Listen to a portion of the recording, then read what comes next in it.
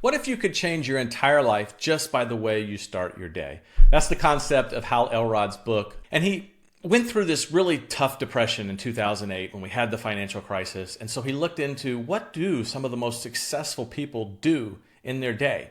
And he said, what if I did all of those things in the first hour of mine?